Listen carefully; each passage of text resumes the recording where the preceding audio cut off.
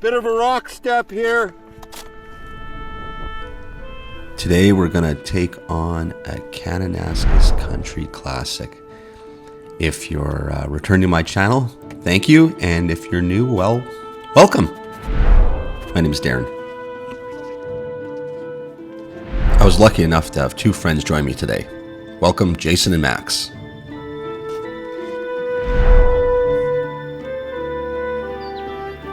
We are going to have so much fun today on this 22-kilometer loop. I'm glad you joined us.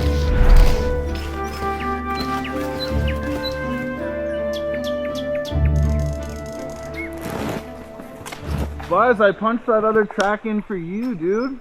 Oh shit. So that you didn't have to do this, but I guess it's time to send it. That's not what Darren's followers want to see, man. Yeah, my mom's going to be very disappointed in you. Mrs. Tomczak's going to be like, "Oh, Jason, come on, you can do better than that." Max is a seasoned veteran at splitboarding and the whole touring experience. So somewhere there we zigged where we should have zagged. I thought it was fun. Why did you guys do this? Earning that mustache. And well, this is Jason's fourth time out ever. This is gonna be a compilation of Buzzard looking like a fucking dork. So this is a pretty big swing for Jason, affectionately known as Buzzard or Buzz.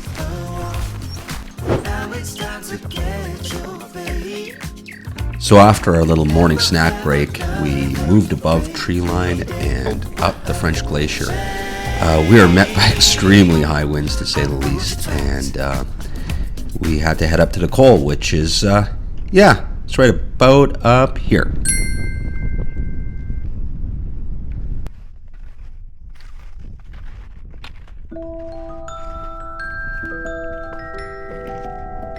Almost to the call. Jason's battling it out. You're doing awesome, man. Moving our way across up the Robertson Glacier. Good times. Just getting to the Robertson French Col now. That was such a chore. Fuck that, Buzz! Buzz is crushing it.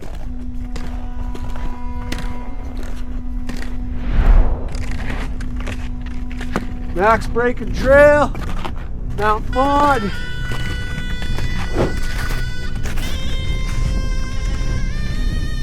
This is only my second time doing the route, but the views didn't disappoint.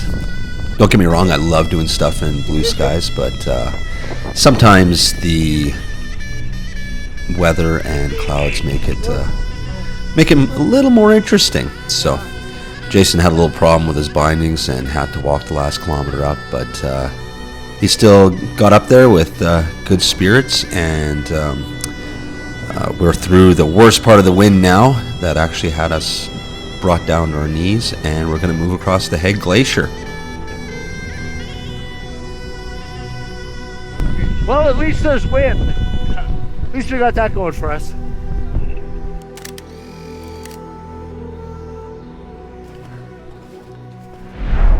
It calmed right down for us. So that's Mount French, Robertson, Sir Douglas.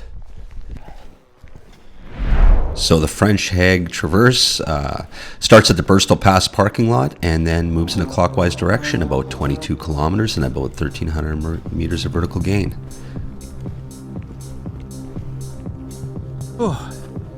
Now making our way across the Haig Glacier, and the wind has kind of died down.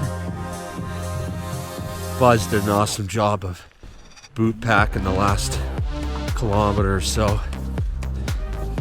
He may punch me out at the end of this, but it'll be worth it. Doesn't have to be fun to be fun. I work with both these guys. Max is a relatively new friend, but Buzzard I've known for years, and we've done a few adventures together, rock climbing, and so I know exactly how tough he is, so I knew he could take on this challenge. Always seems like fun once it's type 2 fun, right? So Yeah. You always look back and be like, you know what, that was fun.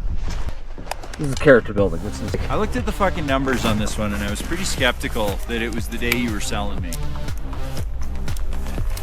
You're doing it. You're here. Also, you can go to board mode because we won't be putting our skins back on. Alright. My very first year of split-boarding, and this like crazy fit motherfucker took me up to the top of the Bell Couloir. Fuck me. And it was like my second time ever fucking touring. And I was like, yeah, convinced I was gonna die, never gonna make it. And then got to the top and the run down was like, yeah, I'm gonna fucking do this. This is my sport, this is fun as fuck.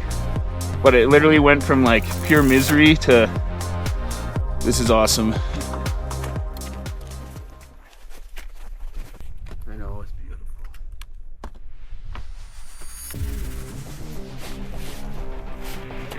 We had one last challenge, and that's the steep boot pack up to the Robertson Sir Douglas Cole. Really loose snow, and luckily enough we had a little path to follow, but this is the part you have to worry about avalanching. Oh, I just can't even find like Tomczak heat factor. It's like It gets better up here. fast as meth. Gets better up here, hopefully. Really shallow there. The camera kind of distorts the view, but this is really steep, and if you lose it here, you are going to go for a long ride down to the glacier.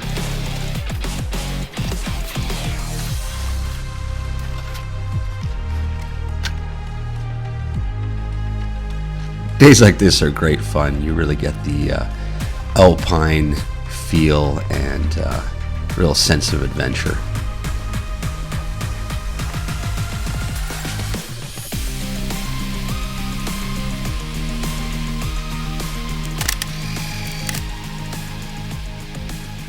Yeah.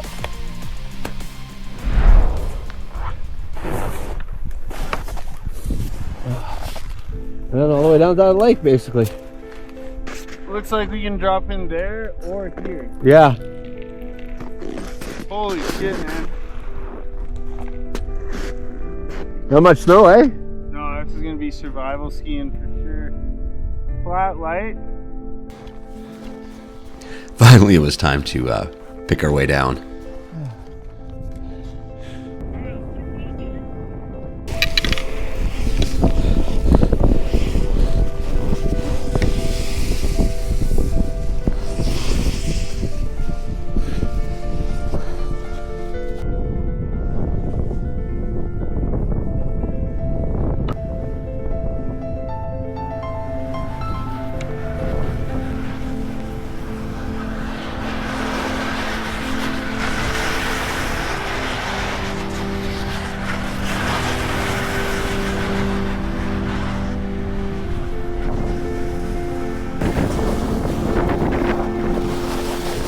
Concrete snow and low visibility made for a challenging descent, but if you're going to wait for great ski conditions, you're never getting anything done in the Rockies.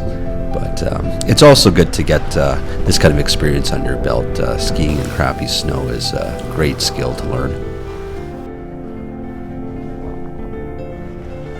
I'm not the fastest skier, so I kind of was bringing up the tail here, and these guys will stop and meet me at some point. Oh, they're there.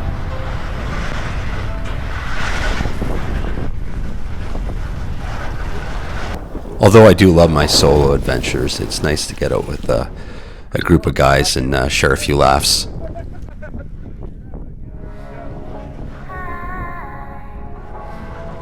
When I first looked at the video that I shot of this day, I didn't think I had much to work with, but I had a lot of fun compiling this video and learned a few new tricks. So it actually ended up being worthwhile making it, so I hope you're enjoying it.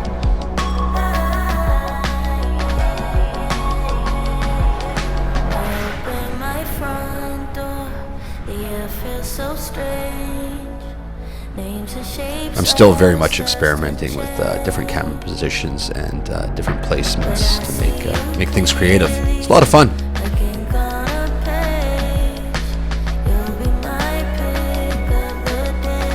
There we go. Woo. First stop today, folks. last 15 minutes, I've actually felt comfortable. Felt comfy? I knew what I was fucking doing, so. Finally, this is starting to feel less like work, and Jason's starting to enjoy himself.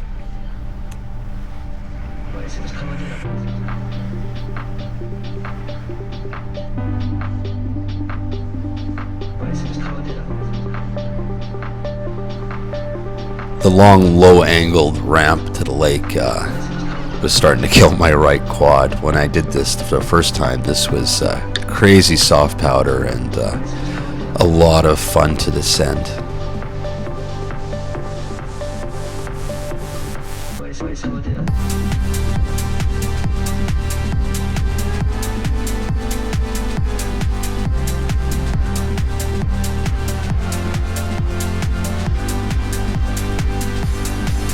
If you fire up the Google machine, you can find a lot of information on this route. You can also go on Strava, on my Strava, and look up information on my day. But like I said, there's a lot of information online. This is a quite popular traverse in the Kananaskis area.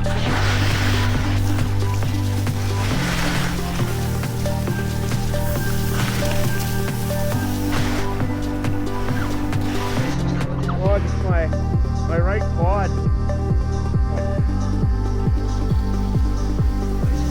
It's getting to be probably about 3 o'clock in the afternoon at this point, and although we didn't have blue skies, the gray really gave a kind of a mysterious look. It was really fun to be out here. This ended up being a complete sunrise to sunset kind of day.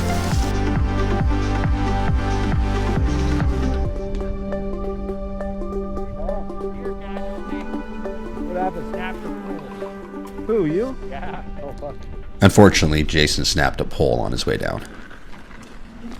Now we're just making our way back to the car at Bristol Pass. I guess Bristol Pass Trail parking lot. So kind of across from Chester there. So yeah, just waiting for Jason to catch up, and we had to do a little makeshift repair job on his pole. He broke a pole on the way down, but it was an interesting day. It was a little bit more than I was expecting today. We didn't get the blue sky and low winds. We had exactly the opposite, cloudy and very windy. So that pretty much finishes our day. So thank you so much for joining me and for watching this video. I've been getting a lot of great comments, and it's been a lot of fun making them. Please like and subscribe, and shoot me any questions you might have. That's it, back at the parking lot. 22 kilometers and 1,300 meters of vertical gain. I want to thank Max and Jason for joining me today, and I hope to get out with many more adventures with them in the future. So I'm gonna sign off, and everyone have a great rest of your day, and keep safe out there.